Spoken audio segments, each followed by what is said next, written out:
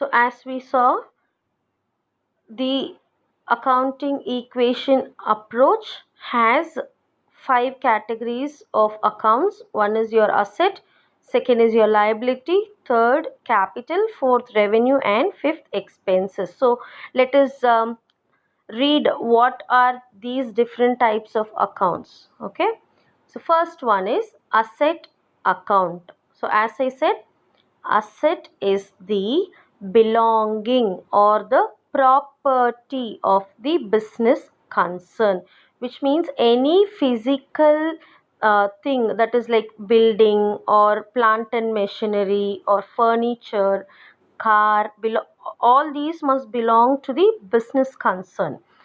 If those assets, if those physical things are being owned by the business, then we call it as an asset of the business concern.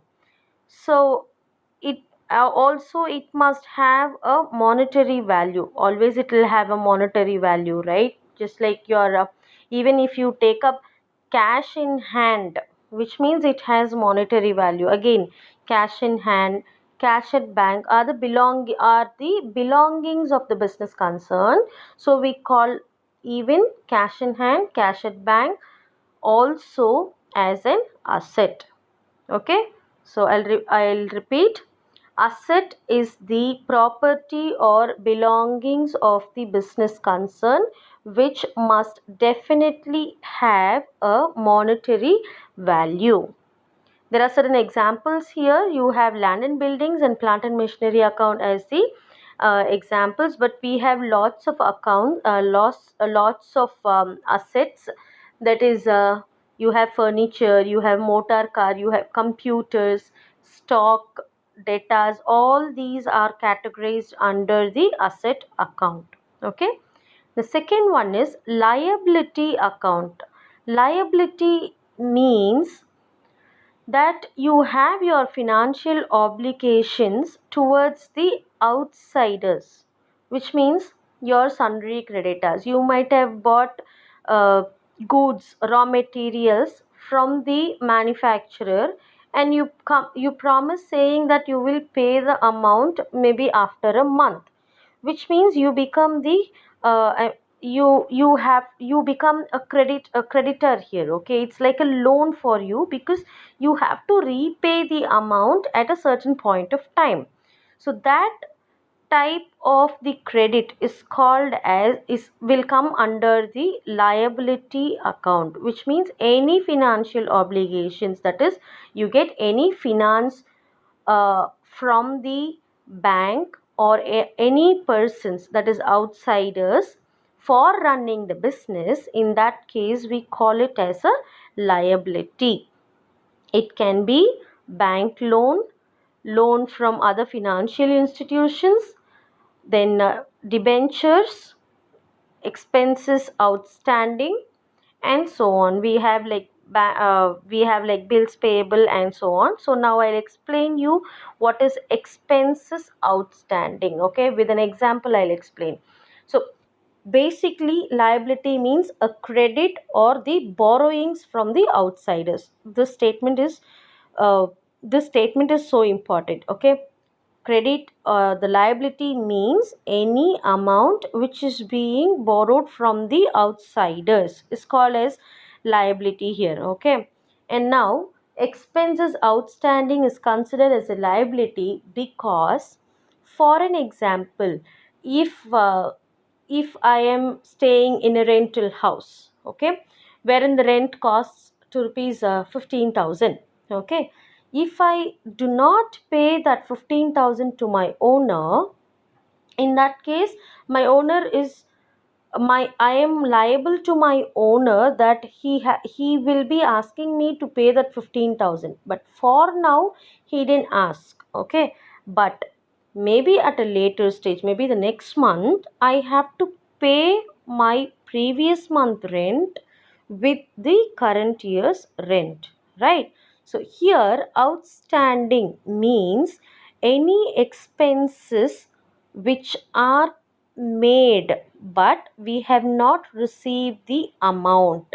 that is called as outstanding expenses. Okay, expenses are met but we have not paid the amount. Okay, so again, when we are not paying the amount, automatically we become the credit person there. We are like uh, taking loan. Okay, so automatically that outstanding will also come under the liabilities.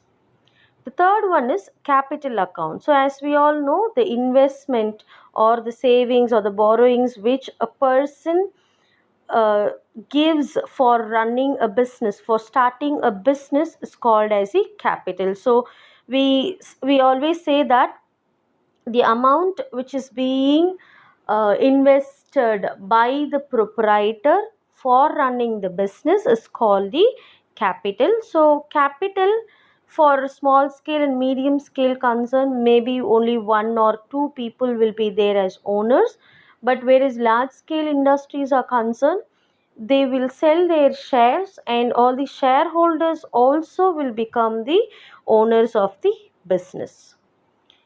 Next is the revenue account. So, to be very clear or to be very precise, revenue is the income which is received by the business. Okay, any income which is being received by the business is called as the revenue. Okay, so here when we make sale of good, okay, let's take, if you're running a shop and you make a sale, okay, you're selling certain amount of goods. In that case, what do you receive is the amount of sales, right? So if you're selling, say, goods worth rupees 1000, you get cash of rupees 1000, which means 1000 rupees is your revenue income. Okay, so here revenue means an income which is received by the business organization. Okay, that is called as revenue.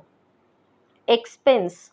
So expenses means the amount spent in the business organization are called as expenses account. Okay, let's take, we run a business organization, we get raw materials from the outsiders.